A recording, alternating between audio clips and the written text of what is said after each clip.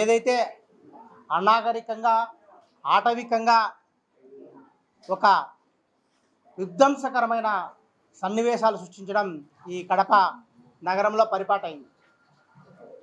ఏదైతే నిన్నటి రోజున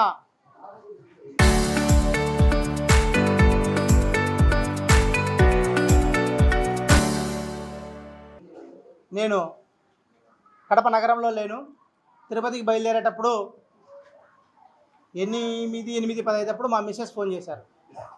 ఇట్లా ఎమ్మెల్యే గారు ఇక్కడ మన ఇంటి ఎదురుగా నిలబడుకొని అడిషనల్ కమిషనరు వాళ్ళందరూ ఏదో మాట్లాడుతున్నారు అన్న. అంటే నాకు ప్రోగ్రామ్ ఆల్రెడీ స్వచ్ఛ కడప ఏదో ప్రోగ్రామ్ ఉంది, ప్రోగ్రాంలో ఉంటుంది, దాని గురించి ఏదైనా డిస్కషన్ జరుగుతుంటుందిలే అని చెప్పేసి చెప్పడం జరిగింది.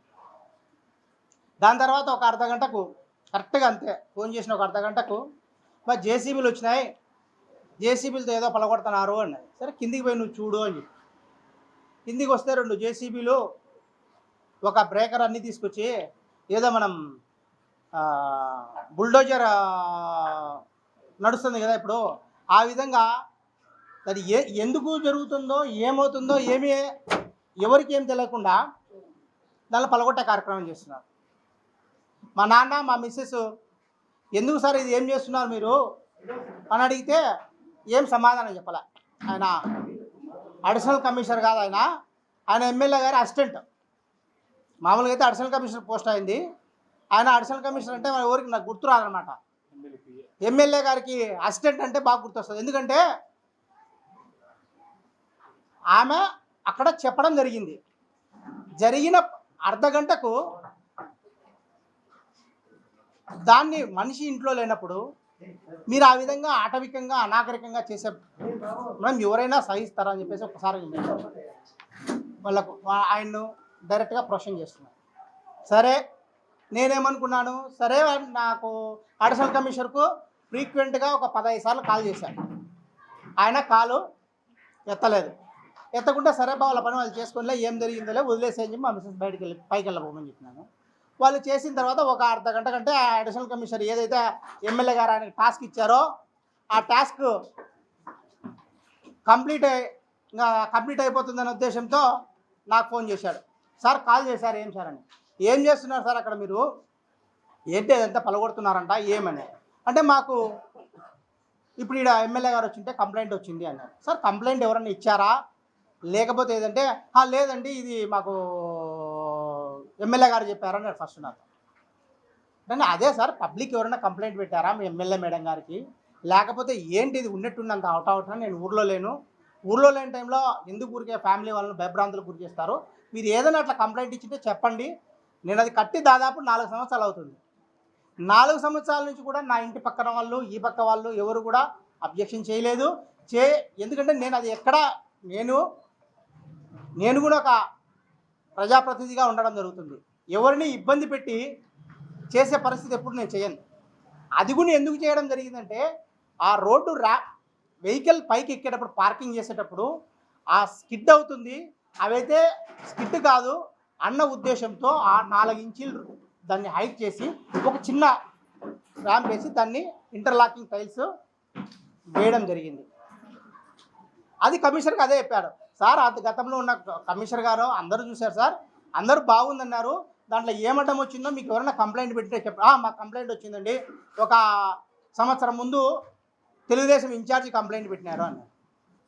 నేను అడిగా, తెలుగుదేశం ఇన్ఛార్జ్ కంప్లైంట్ పెట్టింటే నాకు చెప్పాలి కదా సార్, మీరు సంవత్సరం ముందు చెప్పినంటే వాళ్ళకి ఇబ్బంది అయితే తీసేస్తా కదా, దాంతో నాకు ఒరిగేది ఏమి లేదు, తీసేస్తాను కదా అన్న. కాదండి మళ్ళీ 8వ తేదీ నాకు ఇక్కడ పబ్లిక్ కంప్లైంట్ పెట్టినారు వచ్చి అని చెప్పినారు. సరే సార్ కంప్లైంట్ కాపీ నాకు పంపించండి అన్న. నేను లేనండి ఆఫీస్లో ఉన్నాను, ఆఫీస్కి వెళ్ళి పంపిస్తాను అని చెప్పి. సరే పబ్లిక్ కంప్లైంట్ పెట్టినారు తీస్తున్నారులే అని చెప్పేసి నేను నా పని కొద్ది నేను తిరుపతికి వెళ్ళాను. తిరుపతిలో పని చూసుకొని ఈవినింగ్ రావడం జరిగింది. వస్తే అడిషనల్ కమిషనర్ గారు ఈ కాపీని ప్రెస్కు ఇస్తూ అందరికి కాపీ పెట్టడం గ్రూప్లో. ఏమని, 8వ తేదీ మాకు కంప్లైంట్ వచ్చింది, దీని మీద నేను ఇప్పుడు చర్య తీసుకున్నా అని చెప్పడం జరిగింది. సరే బా ఎందుకు కంప్లైంట్ ఎవరు పెట్టినారబ్బా అని చెప్పి చదువుదామని చెప్పేసి ఏదో 4 లైన్లు రాశారు. రాసిన తర్వాత వాళ్ళంతా టీడీపీ రెడ్ డివిజన్ ఒకరు, ఆయన క్లస్టర్ ఇన్ఛార్జ్ ఒకడు, రమేష్ ఒకడు, ఆయన కూటమి వాళ్ళందరూ పెట్టినారు. సరే అని చెప్పేసి నా ఇంటి పక్కన మాకు దాదాపు 30-35 ఏళ్ళ నుంచి పరిచయం వీళ్ళపై. అది సంతకం నాకు చూస్తేనే సాగర్ అని ఉంది. ఈబి సాగర్ అని చెప్పేసి సాగర్కు ఫోన్ చేసిన. ఏ సాగర్, నువ్వు ఇంటి పక్కనే ఉన్నావు కదా, పెట్టేటప్పుడు ఏదైనా నాకు చెప్పి ఉంటే దాన్ని పెట్టను కదా, లేదా నువ్వు కంప్లైంట్ 8వ తేదీ పెట్టేటప్పుడు ఉంటే కనుక నేను దాన్ని రిమూవ్ చేసేసింది కదా అన్న. లేదన్నా నేను సంతకం పెట్టినా, నాకు అసలు తెలియదున్నా, ఏందో నాకు పొద్దున వచ్చి ముందు పక్క కాలువ కావాలా, కాలువ కోసం సంతకం కావాలన్నారు, దాంట్లో పెట్టే తప్ప దీంట్లో కంప్లైంట్ వాళ్ళ ఫాదర్. అది రెండో వ్యక్తి. సరే నాకు ఇది డౌట్ వచ్చింది, ఏంది బా ఎందుకు ఇట్లా చేసినారు వీళ్ళని చెప్పేసి నేను మా మిసెస్ అడిగితే, బా ఇది పలగొట్టిన తర్వాత ఆ టీడీపీకి సంబంధించిన వ్యక్తులు వచ్చి మన సందులో అందరితో సంతకాలు పెట్టమని చెప్పి అడిగినారు అని అంటేనే మళ్ళా ఇంకో సంతకం ఉంది. నేను పిల్లప్పటి నుంచి వరదాయి అని చెప్పేసి వరదాయి అన్న ఇక్కడ షాప్ ఉంది, బార్బర్ షాప్. ఏంది నువ్వు సంతకం పెట్టినావే అన్న. ఏందో సురేష్ అడిగి వచ్చినారు, మేడం వచ్చింది స్వచ్ఛ సర్వేక్షణ కోసం వచ్చింది, అది సంతకం పెట్టమంటే పెట్టినా అన్నారు. అన్న అది కాదన్నా, ఇట్లా మీరు 8వ తేదీ పోయి కంప్లైంట్ ఇచ్చినారంట అన్న. ఎప్పుడు కంప్లైంట్? నిన్న పొద్దున 10:30కి వచ్చి నాకు సంతకం పెట్టించుకోమన్నారు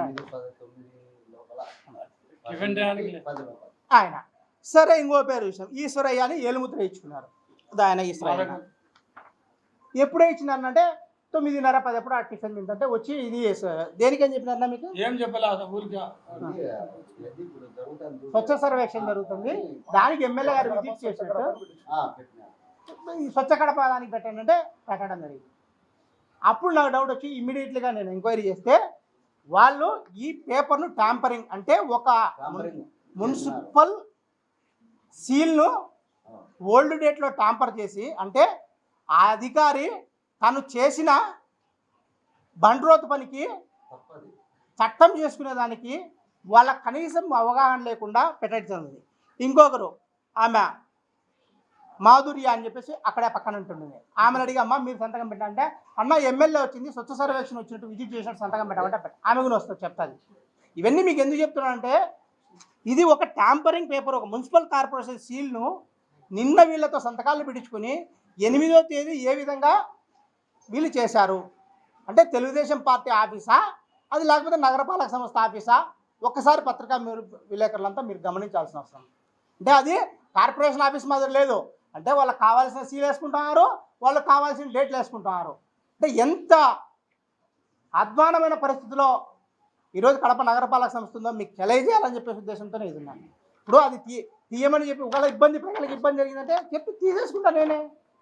అదే కమిషనర్ గారు వచ్చి సురేష్ గారు ప్రజలు అబ్జెక్షన్ చేసినారు తీసేయండి, దాంతో మనకి ఉరిగేది ఏముంది?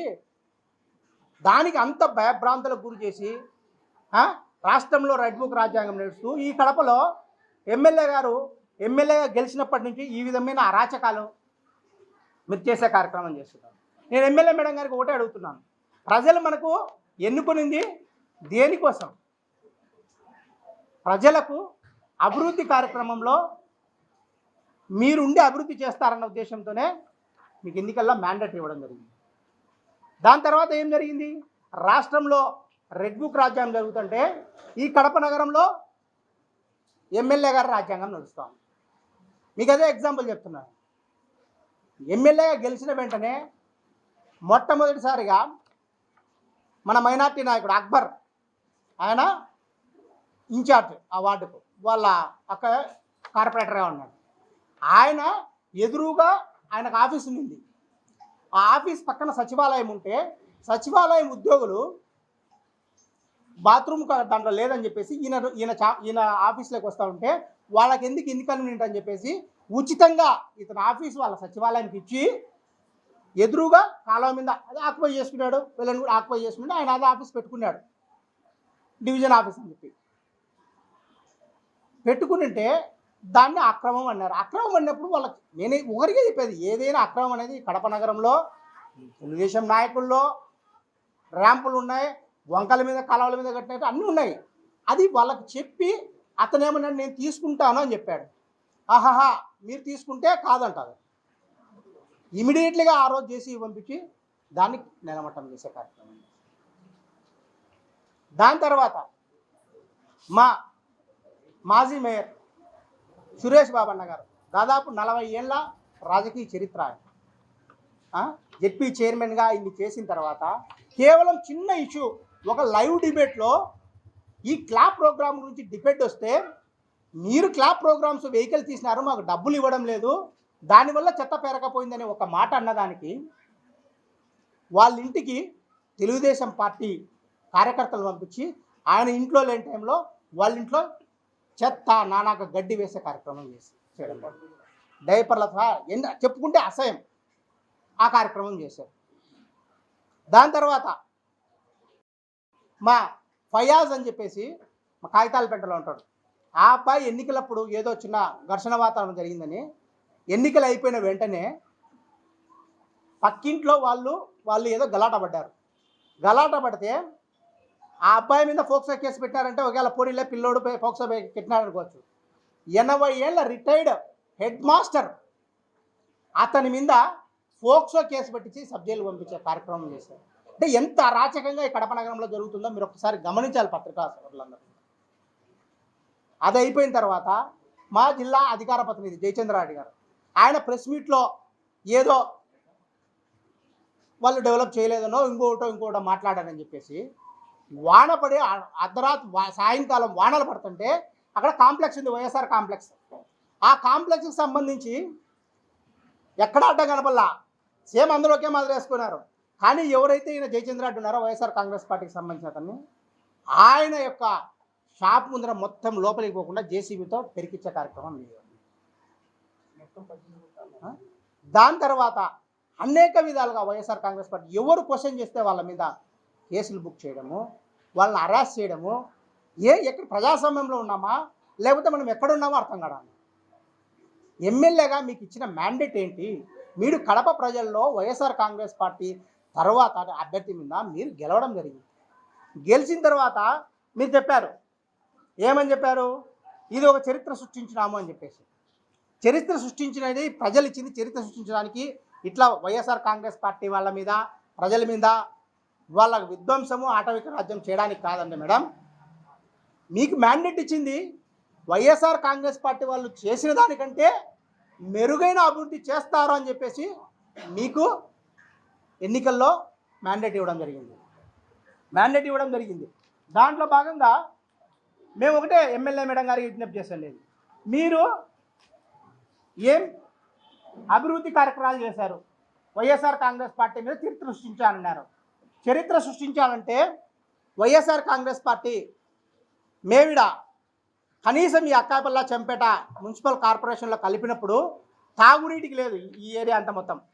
ఈ తాగునీటికి లేని పరిస్థితిలో ఉంటే రాజశేఖర రెడ్డి గారు ముఖ్యమంత్రి అయితేనే మేము ఫస్ట్ టైం కార్పొరేటర్గా మేయర్ రవీంద్రనాథ్గా ఉన్నప్పుడు వెళ్ళి ముఖ్యమంత్రిని అడిగితే 29 కోట్ల రూపాయలు జేఎన్యూఆర్ఎం కింద స్కీమ్ తీసుకొచ్చి డ్రింకింగ్ వాటర్ అక్కాయపల్లా, చెమ్మివాపేట, గూడూరుకు తీసుకొచ్చిన ఘనత అది చరిత్ర అంటే. అంతేగాని ఇట్లా మా కక్ష సాధింపు చర్యలు ఏనాడు కూడా కడప నగరంలో జరిగే పరిస్థితి లేదు. మీరు వచ్చిన తర్వాత ఈ కక్ష సాధింపు కార్యక్రమం జరుగుతుంది. మేము మీకు ఒకటే ఎమ్మెల్యే మేడం గారికి విజ్ఞప్తి చేస్తున్నాం, మీరు డెవలప్ చేయండి. ఏవైతే పెండింగ్ పనులు ఉన్నాయో వాటన్ని కూడా ఇంప్రూవ్ చేయండి. మేము వైఎస్ఆర్ కాంగ్రెస్ పార్టీలో గర్వంగా చెప్తాం, ఇప్పుడు మీరు అఫీషియల్గా తీసుకున్న 2000 కోట్ల రూపాయలతో ఈ 5 సంవత్సరాల్లో అభివృద్ధి కార్యక్రమాలను చేశాం. కొన్ని మధ్యలో నిలబడాయి, కొన్ని ప్రారంభమయ్యాయి. వీటన్నిటిని కంప్లీట్ చేయండి, ప్రజలు మీరు హర్షిస్తారు. ఉదాహరణకు బుగ్గవంక ప్రొటెక్షన్ వాల్ కట్టాం రాజశేఖరపరం నుంచి ఇప్పటి వరకు. దానికి చిన్న రోడ్లు పెండింగ్ ఉన్నాయి, ఈ కార్యక్రమాలు ఉన్నాయి, వాటిని కంప్లీట్ చేయండి, అది చరిత్ర అంటారు.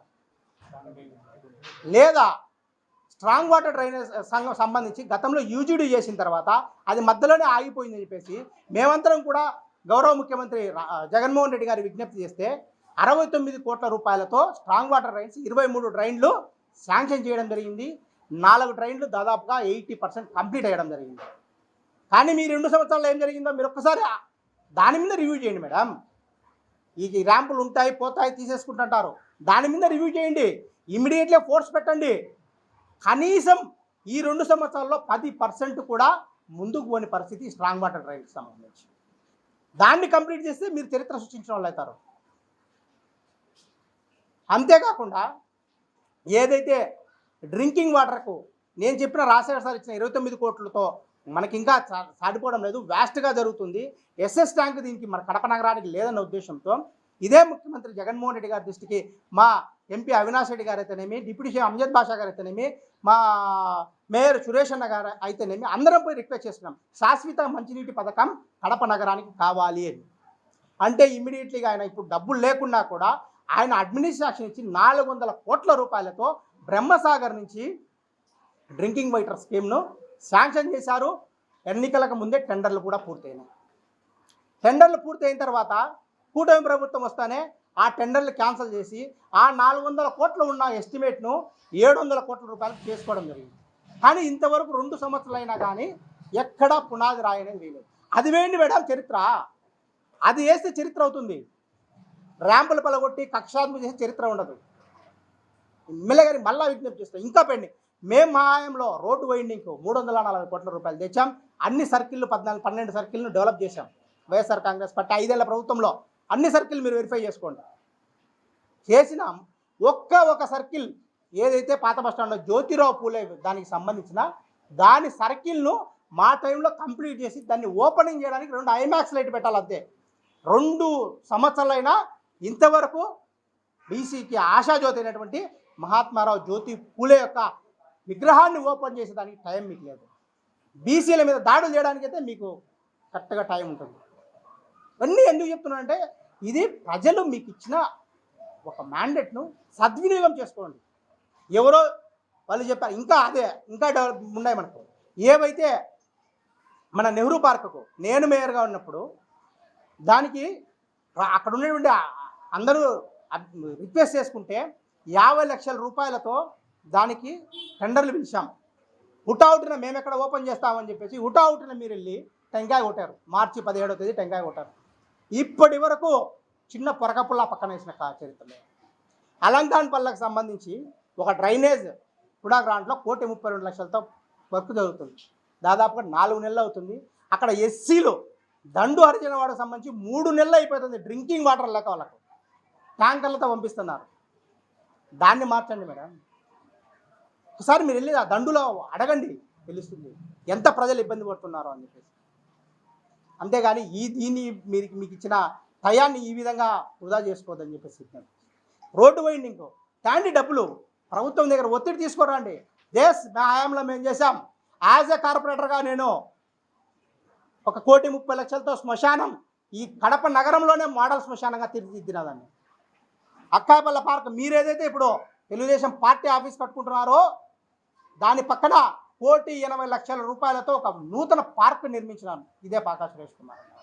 ఎక్కడ అవినీతికి పాల్పడే పరిస్థితి పాకా సురేష్ కుమార్ ఎక్కడా చేయలేదు. చేసింటే ప్రజలు ఇన్నిసార్లు నాకు మ్యాండేట్ ఇచ్చే పరిస్థితి ఉన్నదని చెప్పేసి కూడా మీకు తెలియజేస్తుంది. అంతేకాదు అక్కాయపల్ల ప్లాజా దగ్గర ఉంది. ప్లాజాను 80 లక్షల రూపాయలతో అక్కడ సుందరవదనంగా తీర్చిదిద్దడం జరిగింది.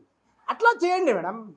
అది మనకు ప్రజలు మన్నన పొందాలంటే ప్రజల అవసరాలు తీర్చాలి మనం. వ్యక్తిగత కక్షలు మీకు ఆ సలహాలు సూచనలు ఇస్తున్నారో మాకు అర్థం కావడంలే కాదు. ఎవరైతే మీరు నిన్న ఆ ఇష్యూ జరుగుతానే అడిషనల్ కమిషనర్ గారు ఈ ఫేక్ దీన్ని తీసుకున్నారు. మళ్ళీ మీరు ఏం ఆ అధికారి మీద మీరు చర్య తీసుకుంటారు? ఒక నగరపాలక సంస్థకు సంబంధించిన ట్యాంపరింగ్ చేశారు. ఇదే ట్యాంపరింగ్ పేపర్లో ఇదే అడిషనల్ కమిషనర్ మళ్ళీ దాని మీద ఇన్సలేశారు. ఆయన నిత్యం కొలిచే బైబిల్ మీద ప్రమాణం చేశాయని చెప్పమని ఎప్పుడు ఇన్సలేశాడు దీని మీద? ఎప్పుడు ఆయన నిత్యం బైబిల్ స్టేటస్ పెట్టుకుంటుంటాడో ప్రమాణం చేసి చెప్పండి. ఇది 8వ తేదీ నేను ఇన్సలేషన్ అని చెప్పండి. ఇన్ని అబద్ధాలు చెప్పాల్సిన అవసరమే వచ్చింది. ఒక బీసీ నాయకుడిని నా ఇంటి ముందర పలగొట్టడానికి ఇంత అరాచకమో ఇంత విధ్వంసమో, మళ్ళీ ఇవన్నీ కాకుండా సాయంత్రం అయితేనే వాళ్ళకి పిలిచి చెంచాగాలతో వీడియోలు ప్లే చేసే కార్యక్రమం చేస్తుంది. మేము ఎప్పుడో సిద్ధమేనా మేడం? ఖచ్చితంగా మా మీద రాబో కాలంలో ఇంకా హరాస్మెంట్ జరుగుతుంది, ఇంకా ఏమైనా చేస్తారని చెప్పేసి మా నాయకుడు మా జగన్మోహన్ రెడ్డి గారు చెప్పడం జరిగింది. మేము కూడా ప్రిపేర్ అయ్యే రాజకీయాల్లో వస్తున్నాం.